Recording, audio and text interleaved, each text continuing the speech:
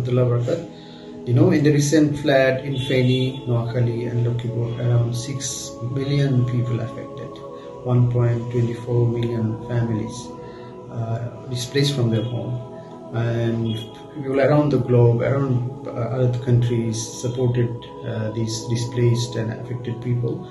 And PHDI, Bangladesh Health Development Initiative, and IHDF, International Health Development Foundation, also helped. We did 14 medical camps, and we are continuing with the rehabilitation through the support of BHDA brothers. And I ask the brothers in UK to continue this support so that the people in need get help. And we ask Allah subhanahu wa ta'ala to accept from them and from us.